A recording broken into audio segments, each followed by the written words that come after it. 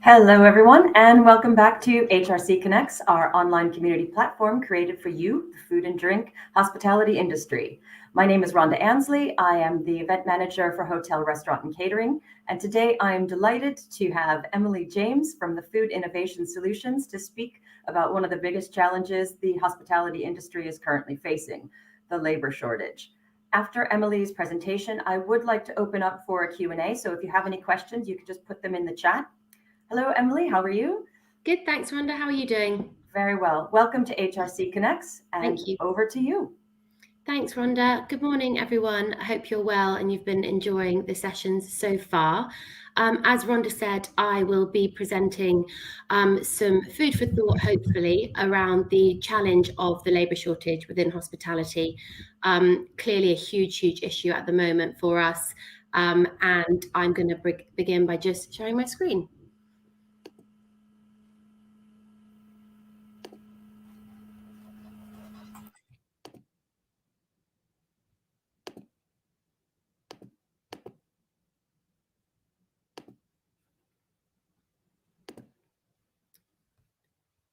Can everybody see my screen?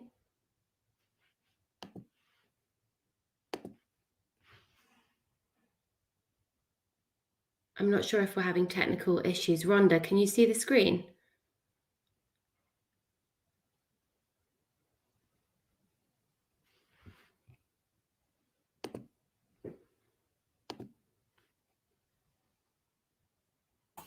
No, we can't see the screen just yet. Apologies, I'm not sure what's happening. There you go. Right, here we go. Sorry about that technical glitch, everybody. So yes, the labour shortage challenge in hospitality. So just wanted to begin by introducing ourselves quickly. My name's Emily. I'm a senior consultant at Food Innovation Solutions Group.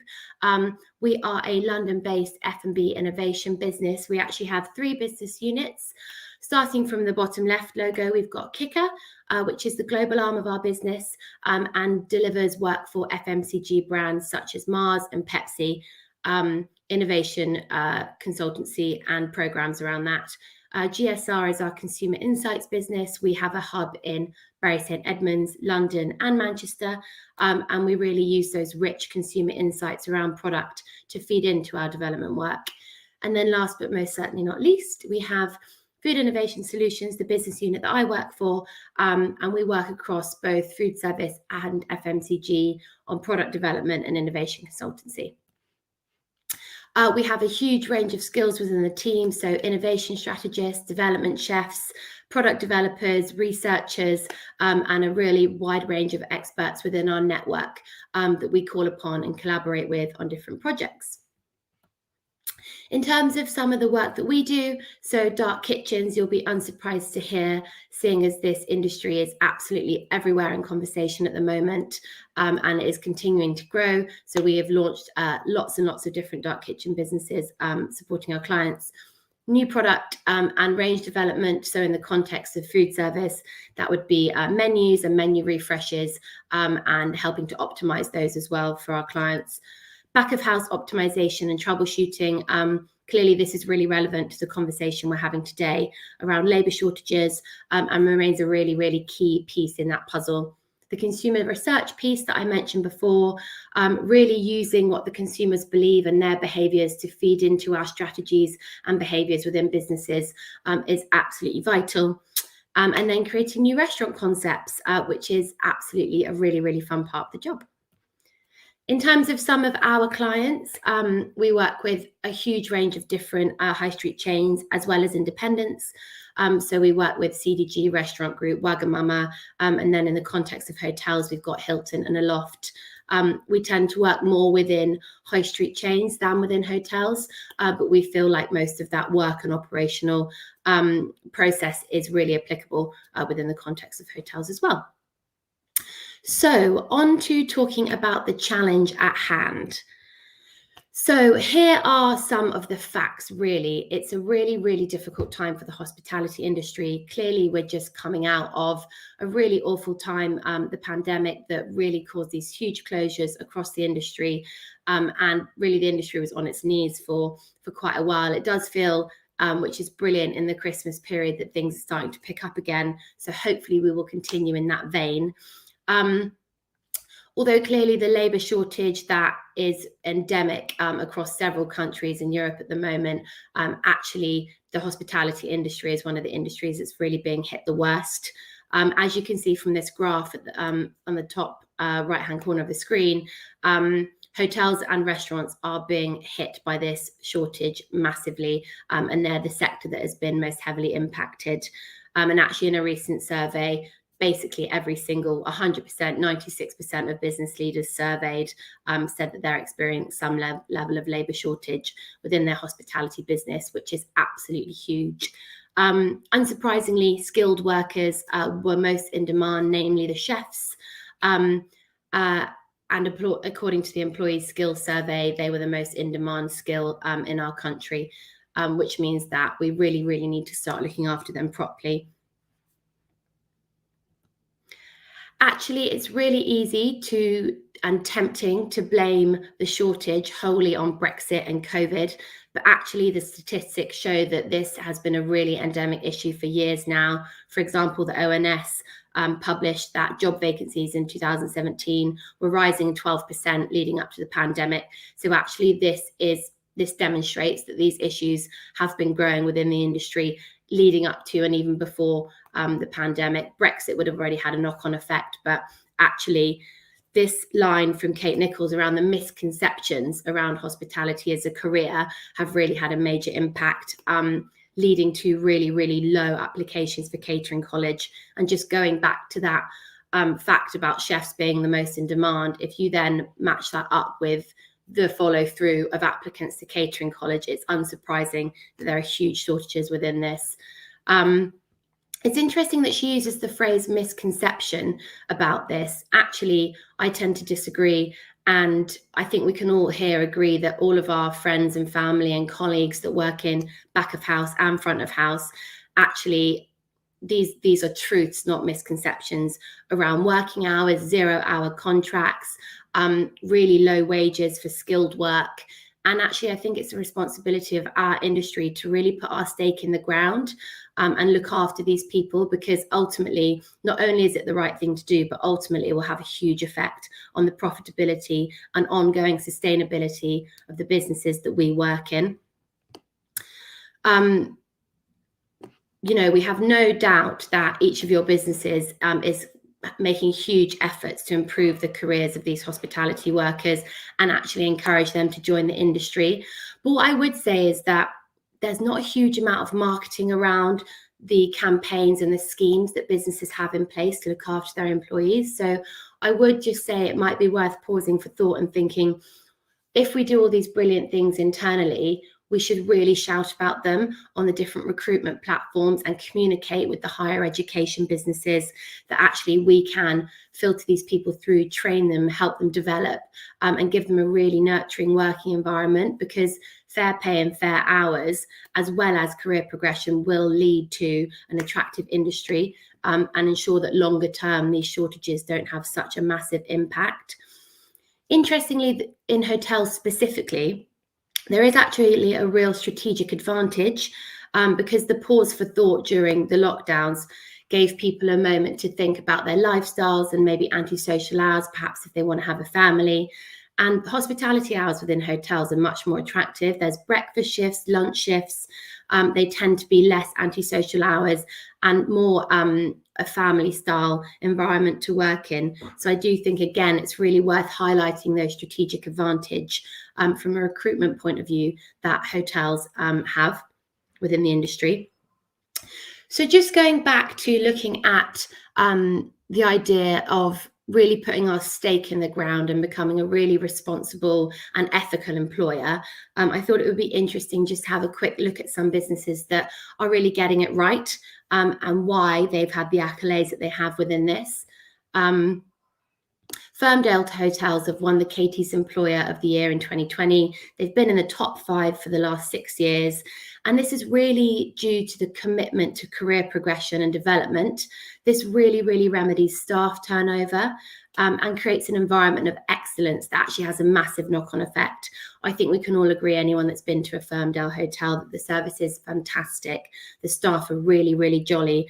And the overall experience, which then means you want to go back again and again and again, shows that that's really, really worth investing in. There's a company-wide Love What You Do brand and scheme that encourages managers to really recognise members of their team that are demonstrating the Firmdale values. They've also got a training academy. I think it's really important to note that training academies actually are a real common theme around these top employers where people love to work and actually have really good career progression. They have a training academy, a Firmdale coffee shop, and lots of training schemes throughout the year. Going on to Dishoom, they really work on staff welfare and mental health. There are really, really light, bright, interesting training schemes around each area of the business. For example, they have the Kitchen Academy, they have the Bombay Boot Camp, and they do things such as after 5 years of working at Dishoom, you get a 5-day tour of Bombay. All of this really engenders a positive working environment and ultimately will really, really reduce staff turnover, which is, of course, the antidote to labour shortages, having people in and out and in and out, meaning that your investment in training and recruitment is skyrocketing. And then finally, we've got Sycus Hospitality. So their approach is more giving employees agency to affect change. So they have a 24/7 employee voice portal, which filters up directly to the CEO. That means that they have a real direct line of communication to decision makers, and it doesn't feel like they're just shouting into the void. The CEO deals with these queries in a monthly town hall meeting, and also new starters are all exposed to the CEO and shown that they're really valued within the business. So there's a few different techniques here that I think really give us food for thought of things to implement within our business. I completely appreciate that training academies are definitely not an option for every hospitality business, given the time, the capex and the time and resource investment required. However, there are things such as 6 to 8 week training camps, upskilling teams by bringing in experts for a daily workshop on something. I think they're really, really nice ways to ensure that your staff are really happy and actually ensure that they don't leave you with shortages throughout the year. So moving on to staff retention and recruitment, actually optimizing your offering can really, really remedy a current issue and help you react to a current issue, as opposed to the recruitment and employee wellbeing piece, which feels like a longer term strategic piece. There are lots of techniques to reduce the labour stress on your kitchen and front of house staff, whilst being able to maintain a good level of service, consistency and quality. We actually often support our clients on this piece of work. We understand that an external perspective can be really, really useful when dealing with the day-to-day. It's quite hard sometimes to see the wood for the trees, particularly in recent times when workload is really, really heavy. We're potentially siloed at home. Having an external party looking at your offering and how to optimize it can really, really reduce the stress on your labour. So starting with menu. Menu is clearly the first place to start when it comes to reducing the stress on your F&B labour. This isn't only for the back of house team, this is for the front of house team. If you think about a really clear set menu with a really clear offering, your training systems for your front of house staff, the ability to serve the tables, move around the room, update the kitchen, all of that is reduced, which means you can operate on a much more skeleton team than if you had a beautiful, really complex menu. I completely appreciate the temptation, particularly within premium, to have several different menus for several different tasting menus or brunch or afternoon tea or whatever it might be. And in good times and in times where you have ample labour, that's absolutely something that can be implemented. But there are techniques to really help you react to shortages without impacting the service that you give to your customers. Thinking about set menus, just going back to that, it can really give clarity of thought to your brand, as well as helping your front of house and back of house team. It reduces wastage, which therefore has a brilliant effect on your net profit. And clearly it means that the skill and the prep time within the kitchen is significantly reduced. You can curate a set menu in a brilliant way that has real clarity of thought without appearing to be only offering a really scant offering. It reduces efficiency. It means that prep time can then be reallocated to service time. And it then means that you can sort of rejig your rotas in order that a skeleton staff can work longer hours in service rather than prepping several different menus. And also, if you just think from a brand perspective, there are so many food service brands that have this real clarity of thought in terms of we only serve burgers or tacos or dumplings. And I appreciate that might not work, particularly in the context of a hotel. However, streamlining that menu does communicate confidence to your customers that you do these things and you do it really well. So I would really encourage a menu review and have this in your back pocket, because if you don't have labour shortages at the moment, going back to that 96% of hospitality businesses having those shortages, you are likely to have them at some point. So just getting that ready to reduce the stress on your business is really, really important. Just a really quick note on hotels specifically. This mealtime blur is something that we see as a growing trend across both food service and retail. We often help our clients look at menus from a multi-day part approach. And actually, interestingly, in the context of hotels, that isn't always the case. There does tend to be quite a breakfast focused and evening focused menu, whereas there are loads of really successful food businesses and food brands that serve quite a brunchy offering all day, or they serve a sort of a day partless meal blur menu across the day. And actually using dishes that can be used across all those day parts, especially as people are eating at strange times of the day, again, will reduce your prep time, your labor time, and also reduce the skill. Going back to that statistic around skilled chefs being the most in demand, actually, if we can de-skill the menu as much as possible whilst maintaining quality, so that is around optimizing the offering, reducing the offering, and that mealtime blur is a really nice hook to be able to latch onto a trend that ultimately has an advantage for your business.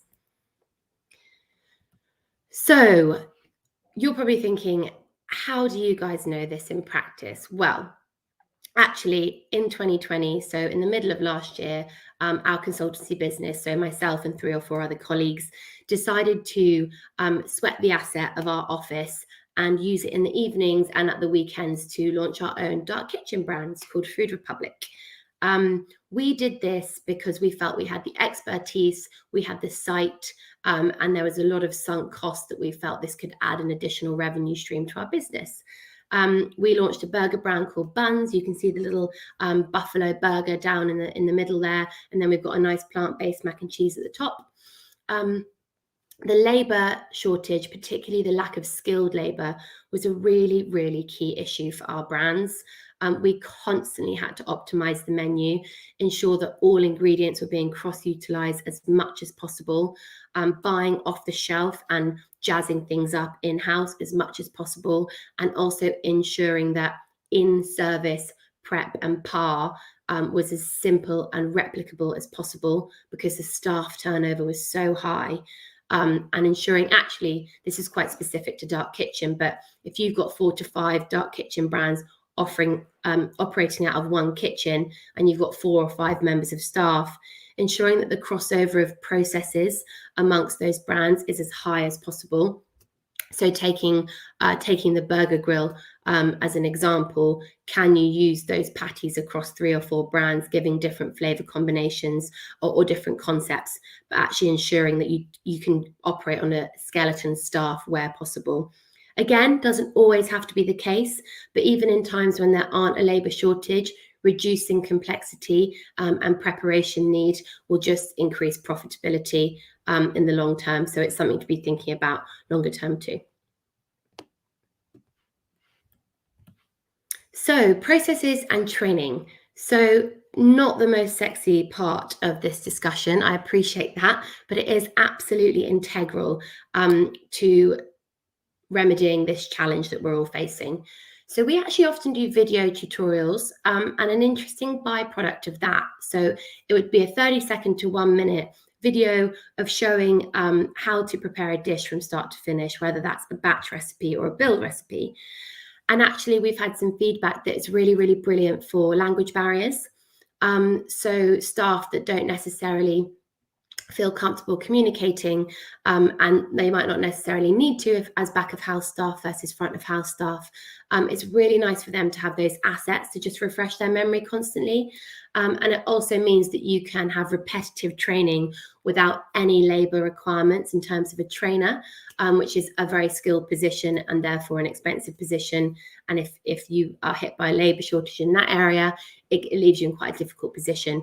So actually these video tutorials and asking your staff on a quarterly basis to review these, or even sitting them down and playing it on a big screen, could be a really nice way to refresh people's memory and give them confidence to really deliver that menu to a really high standard. Goes without saying, but SOP cards and benchmark photos, again, for staff rotation, this is absolutely key. And again, I appreciate that these will always be in place in businesses such as the businesses you guys all work in. However, we do find that these need constant reviewing, making sure they're really clear, really easy to access, really bright photography. So you can see on ours, we've used a professional piece of photography as opposed to a grainy image. All of this just means that the training process is really, really slick, and that when you have new starters or people that need to be trained quickly, these pieces of this toolbox, let's call it, really, really help you to expedite that process. And then we talk about buying smart. So what we mean by that is, of course, the classic try and reduce your supply chain as much as possible, because then you reduce ordering time, goods in time, storage time, stock check time, etc. But actually, over and above that, if you buy smart, there are some brilliant off-the-shelf products available now that are very versatile. If you buy a barbecue sauce, for example, there are 3 to 4 different things. I'm sure there are endless, but there are 3 to 4 different things that I can think of that you could do with that sauce using it as a base that require very little skill and prep time in order to make that something that you can use across several different dishes. To give you a random example, we're doing a garlic aioli, an aioli for a client on one of their menus. But in one dish, we're calling it a roasted garlic mayo. In another dish, we're calling it a smoky aioli. So really tiny details like that don't detract from the I don't want to say illusion, but the presentation of variety, whilst also really reducing the prep time and the labor required in order to deliver that menu. So we've talked about some techniques that can help you reduce the stress on your labor. However, I'd really like to have a quick think about things in the future. So we've looked about the strategy of labor retention and labor recruitment and how to really ensure that people have interesting and fulfilling careers in hospitality. We've talked about quick, dirty techniques that you guys can put in place in order to ensure that you can operate to a really high level on a skeleton team. And then we just want to talk a little bit about looking forward to the future and gaining inspiration from other parts of the food industry that we can potentially apply within the context of hotels. So we have been seeing the advent of contactless hotels, so things like Citizen M, where you have no concierge, where you have no reception team, you check in yourself, everything's digital, and clearly that vastly reduces the need for hospitality staff in these sites. So why can't we take those learnings and apply that to the food offering in our hotel businesses? So if we think about partnerships, for example, why couldn't we outsource the whole food offering and have a partnership with some of the most well-known aggregators? You could partner with Deliveroo, you could partner with Uber Eats, and you could ensure that there is constant supply, early morning, late at night, in cities that don't necessarily have an offering. So in major cities like London, New York, Paris, potentially not an issue. However, in more regional areas where there is a little local food offering, a partnership such as this would give your guests a constant stream of a variety of different options. You could bring a really, really nice digital platform in-house, and you could ensure that they can choose through your systems as opposed to outsourcing it through their phone. And these partnerships would ensure pure profit for your business without having to have labor, without having to have wastage, overheads, prep time, etc. And you can ensure that there's a really solid food offering by only partnering with particular brands that fit your brand equity. On top of that, there are, in major cities such as London, Paris, New York, mainstream hotels are often not the place that are seen as the exciting places to eat. So what you do here is you can springboard off the brand equity of some of these brands. If you think about dark kitchen brands like Taster, who have Outfry in Paris, a delicious Korean brand, you can really give your brand a boost in terms of credibility and modernity by partnering with these aggregators. Another idea we've been seeing a lot, this is really prevalent across the Far East and also now in the Netherlands, is both hot and cold food vending machines. Again, why is it not possible to have a 24/7 hot food offering that comes from a central production kitchen or indeed a dark kitchen that is available to your guests within the lobby or a common area of the hotel? The one on the right is actually the Kellogg's To Go, which has chilled milk and cereal available. This could be brilliant for early mornings, and the hot food options could be brilliant for late at night. Again, reduces the strain on labor cost, absolutely no skill required. You're basically outsourcing the whole food offering of your business. Appreciate, again, within the context of premium hotels, this might not be something that you're looking to apply, but certainly in those high turnover, more value driven, contactless areas could be really, really interesting, or indeed a diffusion line of the more premium brands out there.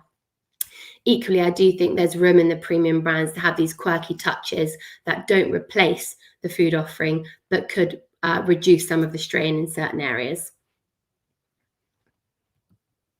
So thank you so much for listening to our thoughts on the labour shortage. Just wanted to finish up by saying that I, of course, work as a consultant for FIS. We work on these issues very, very regularly, and we'd love to offer anyone attending this conference a 30-minute complimentary consultancy clinic. Do feel free to email our commercial director, Emma, or myself, Emily, on the details on the screen.